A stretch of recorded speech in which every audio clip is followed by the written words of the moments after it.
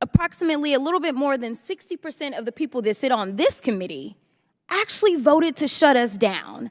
Now, out of curiosity, for everyone that claims to care about their constituents, do you think it's easier or more difficult to operate as the IRS when, say, there's a shutdown? It is very disruptive to our operations. Very disruptive. Let me give you another number that is very concerning to me. That number is 24. 24 represents the number of days that we have before the continuing resolution that 60% of, and when I say my colleagues, I'm talking about across the aisle, not on this side. We were about at 100%. Congress held a hearing to further scrutinize the Internal Revenue Service. This was part of the committee's ongoing initiative that focused on the agency's management of taxpayer information, its enforcement practices, and its overall transparency and accountability. Representative Katie Porter demonstrated how the IRS has faced years of budget cuts and political attacks, which have significantly hindered its ability to function effectively. She mentioned that these cuts have led to reduced staffing and resources, making it difficult for the IRS to provide adequate customer service and enforce tax laws fairly. Washington spends a lot of time and energy scrutinizing how our nation collects taxes. But what do real Americans care about? They want their filings to be free, low effort, and mistake-free. That's it. They want their filings to be free, low effort, and mistake-free. And they want a good experience doing it. So let's cut through the Washington noise and help people decide what tax filing method can get them there. Commissioner Werfel, let's say someone wants to file their taxes the old-fashioned way, by hand. I used to think that was fun when I had more free time. Would that be a free way to file? It would be. That would be free. Yeah. I cannot get this marker off. All right. Yes, so that would be free. All right. How about low effort? No. No, it's a lot of work. Yes. You got to read a bunch of documents. You got to try to Fine print cross-reference things. Yep. Exactly. Do filers who use this method make minimum mistakes? No, more mistakes. More mistakes. Yes. I've made a mistake and had one of your correction notices. 1 out of 3, not too good. So let's look at tax preparation software. This is a multi-billion-dollar industry, as my colleague Mr. Raskin mentioned. Would that be a free way to file? Generally, no. Generally, no. They sell you a lot of things along the way, audit defense, and these different programs, and the extra help that you can get. So that usually costs money. The software itself costs money. Yeah, it all costs money. Does that method involve low effort?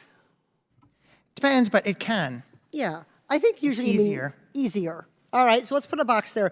And how about filers' mistake levels? How are mistakes using taxpayer prep? Fewer mistakes, because the software catches your mistakes in real time. Yep. All right, let's look at accountants. Is that free? Definitely not. Definitely not. All right, does that involve low effort? It's a higher effort for the accountant, but low effort for the taxpayer. Low effort for the taxpayer. We all hear the stories about people dropping off shoe boxes full of paperwork. Do they make minimum mistakes? They do, although I'd love to talk to you about holding them more accountable for some of the things they do, but they do make fewer mistakes. I would like to talk to you about that too, and I noticed that in your testimony, so I'll be following up. All right, but generally fewer mistakes. All right, and let's look at IRS Direct File. This is a new option that you're rolling out in 2024, a pilot program, correct? Correct. Will this be free? Yes. Yes. Will this require a minimum amount of effort? Yes. Will it have the benefits of eliminating common mistakes? Yes, because we're going to follow the same structure as the tax prep softwares and catch mistakes in midstream. All right, 3 for 3. That's what I'm talking about. And so I'm glad that some Americans are going to have this option the next time they file. But Commissioner Werfel, why is this just now becoming an option for taxpayers? Well, it's, there's a long story here where we have tried a variety of different ways to get free electronic filing for eligible citizens. We have something called the Free File Alliance. It has had mixed results over the years where some of the software providers have offered free solutions. But Congress, in its wisdom, in the Inflation Reduction Act, said to the IRS, you need to study a direct solution. And, frankly, I think it aligns with our mission to offer taxpayers more options. I think it's absolutely important as you walk me through these questions that all of these still should be options for taxpayers. If they want to do it by hand, if they want to hire a tax prep software, if they want to go with an accountant, but should they also have the option to file direct with the IRS? They don't have to if they don't want to, but should they have the option? You can make the case that a high-functioning tax administration agency would offer that option. All right, and it's the one with the best of the criteria we identified. It's the winner chicken dinner here. It looks like the best thing. Who could possibly oppose the IRS doing its job this effectively and making it free and streamlined and lowering the effort for people to pay their taxes? Who's on the other side against this?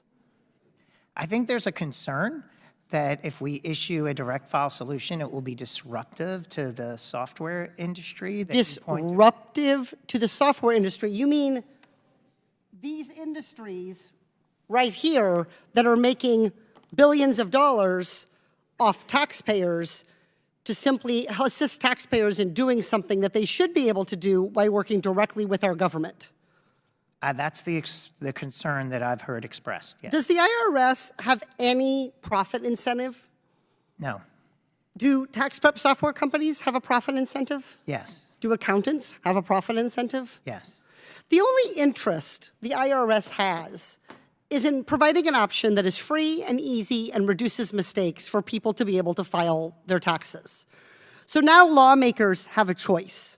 We can support and invest in the IRS, whose mission is to do right by the taxpayers and who we can hold accountable for delivering a free, low-cost, mistake-free option.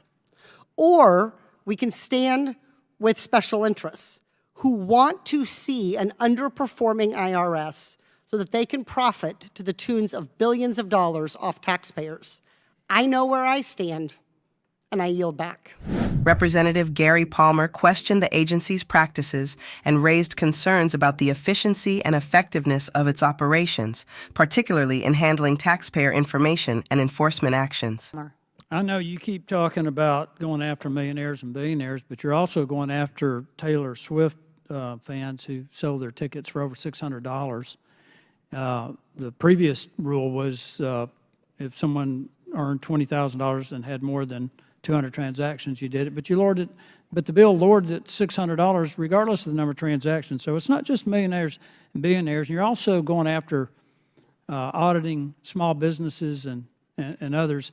And I just want to point out something to you. One of your predecessors, John Koskinen, testified before this committee in 2015, and he said it would not be advisable to audit our way out of the tax gap. Yet that's exactly what you're trying to do. I have a question for you. Commissioner Werfel, if a tax filer, if a private citizen willfully concealed or manipulated a tax document, would that be considered a form of tax fraud? Yeah, that based on the way you described it, if they willfully manipulated to misdirect or misreport, that could be considered tax evasion. And the penalty for that could be a fine up to $250,000 and up to 5 years in prison. Is that correct? Well, each case and for differs, but a business, it could be up to $500,000 and 5 years in prison. Let me ask you this. If government auditors were similarly found to be backdating or manipulating tax forms of private citizens, would that also be considered a form of tax fraud? It's concerning. No, I ask you a direct question. If a private citizen altered information on a tax document, whether it's a date or a signature from a supervisor, it would be considered tax fraud and it would be prosecuted. It is a felony. They could have to pay up to $250,000 in fines and they could serve up to 5 years in prison. So what are the penalties for IRS employees who do the same thing and possibly jeopardize a private citizen on their tax filing. So what's the penalty? Yeah, there should be accountability. Yeah, but what, no, what is the penalty? If you'll allow me to elaborate, I can elaborate. Yeah, I don't want a long answer. I want you to tell me what is the penalty. Well, there is no specific penalty. It depends on the circumstances, and it does depend on the circumstances with the taxpayers as well. The Wall Street Journal reported on this. You're in court right now, Lake Point 2 LLC versus commissioner. The commissioner would be you, for where you had people who falsified documents. And that's not the only one. So did anybody get fired? Let me tell you what's going on. When any Did anybody get fired? we are looking into the appropriate personnel Okay, matters. well, We're following anyone the get right fired? process. Well, if you find they did this intentionally, and the documents indicate they did, because there's an email chain, and maybe, Madam Chairman, Mr. Chairman, we need to investigate this on behalf of the taxpayers, because I have major concerns about the tax gap, major concerns. The biggest problem with the tax code is its complexity. We need a simpler tax code, and I think we would collect more taxes rather than audit people, rather than manipulate tax documents so that somewhere down the line, somebody who filed a legal, accurate tax return doesn't face a tax bill and potentially a penalty because somebody at the IRS falsified the document. So there's got to be some penalties. Yeah, I can assure you, Congressman, we are taking steps to correct the record, to make the taxpayer whole, in any of those situations, and they are extremely limited, that we are taking all the right steps and all the right procedures to make sure that that situation is corrected. Will If anybody there's any be fired? accountability, we will follow the right procedures to ensure accountability. Will anybody be fired? If they're, thank you. I'm not going to comment on an employee process. If that you has to find out happen. that it was done intentionally, as the evidence indicates, keeping in mind the severity of the penalties that are imposed on private citizens, the least that anybody can expect is that someone be dismissed from their job. And I hate to say that because I hate to fire anybody. The consequences for their families. But think about the lack of trust that the American people have in the IRS, and put that first and foremost. I yield back. Representative Gerry Connolly called out the irony in the complaints made by some of his colleagues, noting that many of them had previously voted to cut the IRS's budget. Ms. Lucas Judy, what happened to the IRS budget between 2011 and 2019? Overall, the budget was decreased. Can you be a little more specific? By $1? It went down significantly during that time. I don't have the numbers in front of me. I apologize. Commissioner Werfel, perhaps you have that number. Yeah, in real terms, it went down roughly 20 to 25%. 20 to 25%.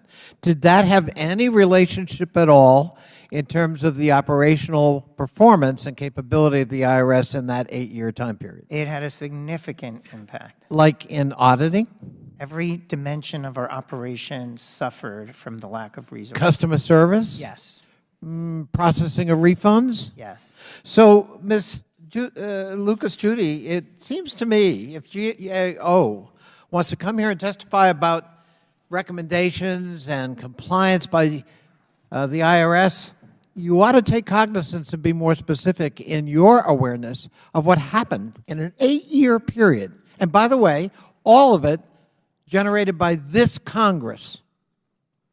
The very people who are here complaining about customer service don't want to mention that many of them or their predecessors voted for stringent cuts in the IRS, including their ability to replace legacy systems in IT, including in ignoring audit, in fact, welcoming the fact there were fewer audits because their friends weren't audited. And it just seems to me we can't be here and pretend history began with this administration or this IRS commissioner. Representative Jasmine Crockett stressed the need for genuine oversight and collaboration across party lines to improve government accountability and effectiveness. Crockett pointed out partisan attacks and stated that the committee should focus on ending fraud, waste, and abuse of federal resources. I'm going to pick up right where Representative Connolly left off. Out of curiosity, do either one of you know the definition of insanity? I think you're referring to doing the same thing over and over again and expecting a different result. Oh, okay. That's exactly what I was referring to, and it sounds like that is what this party is good at. But I want to talk about the theme of the day. Commissioner, you have said over and over and over the word complicated. I was not keeping a tally, but you said it a lot. So I want to work with this word a little bit. I have a list of items. I would like for you to let me know if you believe they are complicated or not. Tax returns. Complicated. Operating the IRS without proper investment. Complicated. Recruiting workers in this antagonistic environment. Complicated. Auditing millionaires and billionaires. Complicated.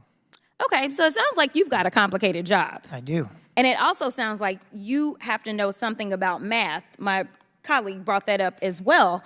It sounds like you need to be at least somewhat decent at counting to be with IRS. Yes? Yes. You'd agree? Okay. I'd agree. It's so weird because my colleagues on the other side of the aisle wanted to call this hearing. This is not our first, it's not our second. I've actually lost count myself of how many IRS hearings we're having, and they seemingly feel like they can fix your very complicated issues. But somehow they aren't good at simple math that would get them to a speaker, right. So we've been 3 weeks without one. Let me ask you another question that may be another one of these when the math ain't math in situations. There was a looming government shutdown a few weeks ago. And interestingly enough, when I do the math, approximately a little bit more than 60% of the people that sit on this committee actually voted to shut us down. Now, out of curiosity, for everyone that claims to care about their constituents, do you think it's easier or more difficult to operate as the IRS when, say, there's a shutdown? It is very disruptive to our operations. Very disruptive. Let me give you another number that is very concerning to me. That number is 24. 24 represents the number of days that we have before the continuing resolution that 60% of, and when I say my colleagues, I'm talking about across the aisle, not on this side. We were about at 100%. Actually, we were 100% on this committee that voted to make sure that the government did not shut down. But if in 24 days we don't have a speaker because they can't figure out their math, and we shut down, is that going to help you answer more phone calls or less phone calls? A lot less. Oh, okay. All right. So it sounds like we have a lot of performative politics that is taking place because yet another number that was mentioned, and I believe you brought this number up, was $540 billion. You also talked about appropriations, and you talked about the fact, and I want to be clear about this $540 billion. This $540 billion is a net number, correct? This is not a net zero, like it's going to cost $540 to go get it, and that's how much we're going to get. We're talking about netting $540 billion, It's correct? $540 billion. I would say we're on track under current course and speed to get about 70 back, so our hope is we'll be at 470. But yeah, it's $470 billion, which is what's owed versus what's paid. Okay, very good. How is it that the American people should believe that the majority party has the ability to solve your complex issues when, number one, they don't pay attention to history, which was defunding this organization has not helped their constituents, but hurt their constituents. And let me add to that. The last time I checked, America is growing. So you were defunding your organization as we were ending up with more people, which means that you have more work, correct? Correct. More population, more filers, more changes to the tax code, and more complexity in how the economy operates. 2010, when our budget reduction started, we never heard of PayPal, Venmo, all these, payment platforms. The gig economy changes, and it's great, but we have to invest and be ready to be effective tax administrators as the world changes. That's why it's important to keep our funding at pace. I agree, and as the child of an IRS worker, I absolutely want to thank you for what you do, and obviously, I always must send love to my mama. I thank her for what she does for the American people as well. I'll yield back.